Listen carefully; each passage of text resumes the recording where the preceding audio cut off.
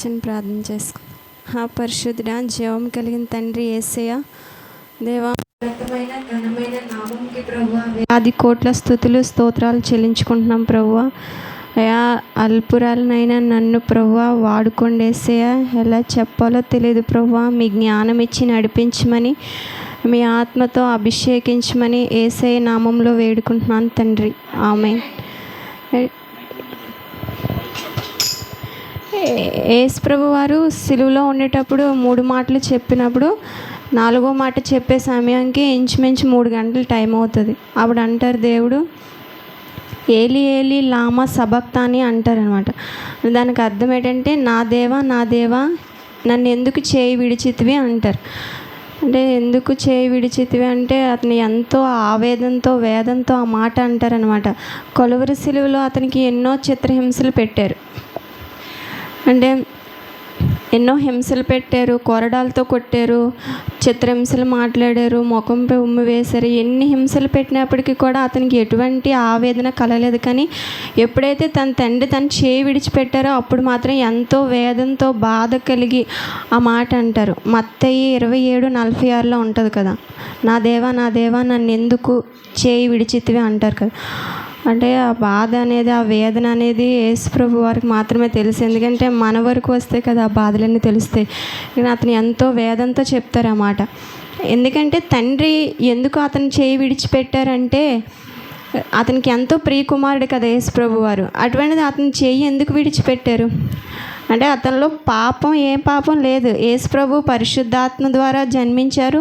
బ్రతుకునేటప్పుడు పరిశుద్ధాత్మ ద్వారా ఎన్నో అద్భుత కార్యాలు చేశారు. అతనిలో ఏ పాపం లేదు. అయినప్పటికీ దేవుడు ఎందుకు విడిచిపెట్టాడంటే పరిశుద్ధాత్ముడు పాపం కూడా ఒకే చోట ఉండలేవు. అంటే పాపము పరిశుద్ధాత్మ రెండు కూడా కలిసి ఉండలేవు అనమాట. కానీ యేసు ప్రభు వారిలో ఏ పాపం లేదు కదా.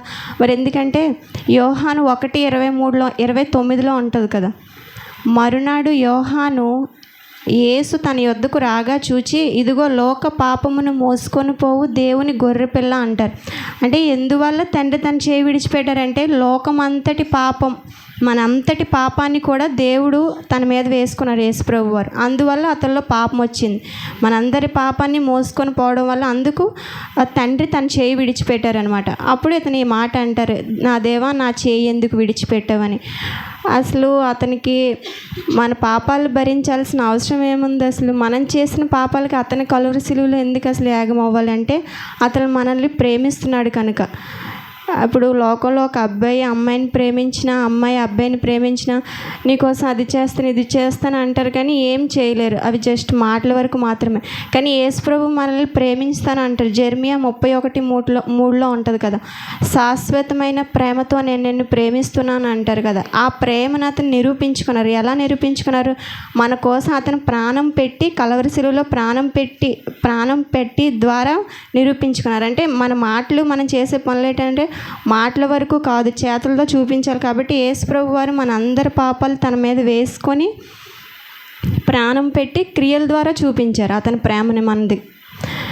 సో మనం ఏం చేయాలంటే, దేవా నాలో ఏమైనా పాపం ఉందా ప్రభువా, మీ నుండి వేరు చేసే పాపం ఏదైనా కూడా ప్రభువా, మీ నుండి ఏ పాపమైనా నన్ను వేరు చేస్తుందంటే ఆ పాపాన్ని నా నుంచి తీసివేయండి ప్రభువా అని యేసయ్య వల్ల మనం ప్రార్థన చేయాలి. యేసు ప్రభు వారు ఏంటంటే అతను ఆ మాట ఎంత ఆవేదనతో అంటారంటే దేవుడితో తన సహవాసం అక్కడ బ్రేక్ అయిపోతుంది అనమాట. దేవుడితో ఉన్న బాండ్ బ్రేక్ అయిపోతుంది తను అక్కడ.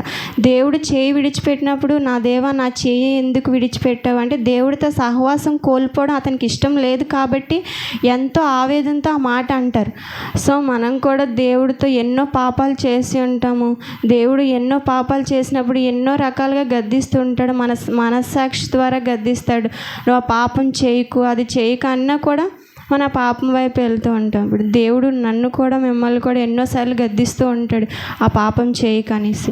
కానీ మనం ఆ పాపం వైపు వెళ్తున్నాం కదా. సామెతలు 13:18 అంటారు, దేవుడు గద్దింపు లక్ష్యం పెట్టువాడు ఘనత నొందున అని ఉంటుంది. అంటే దేవుడు మనకి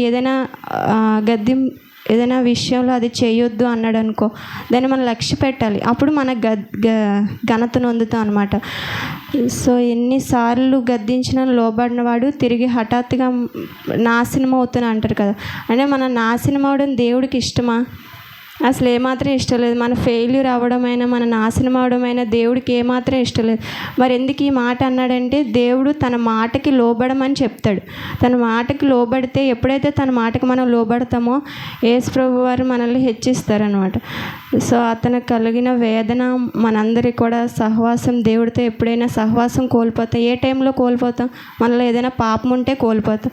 సో ఆ పాపం ఏది చేయకుండా దేవుడు పరిశుద్ధుడు కనుక మనం అడగాలి, దేవా మీరు పరిశుద్ధుడు కదా ప్రభువా, మీ వంటి పరిశుద్ధ జీవితం మాకును దయచేయండి ప్రభువా అంటే అతను ఖచ్చితంగా మనకు అటువంటి పరిశుద్ధ జీవితం దయచేస్తాడు. ప్రతి పాపం నుంచి మనల్ని విమోచించడానికే కదా మన పాపాలు తన మీద వేసుకొని కలువరి శిలువలో యాగమయ్యారు. సో అతని వల్లే మనం జీవించాలని మనకు మాదిరి ఉంచి వెళ్ళారు కాబట్టి అతనిలా మనం జీవించాలని కోరుకుంటున్నాను. ఈ అవకాశం ఇచ్చిన పాస్టర్ గారికి వందనాలు. హల్లెలూయా, ప్రైజ్ గాడ్.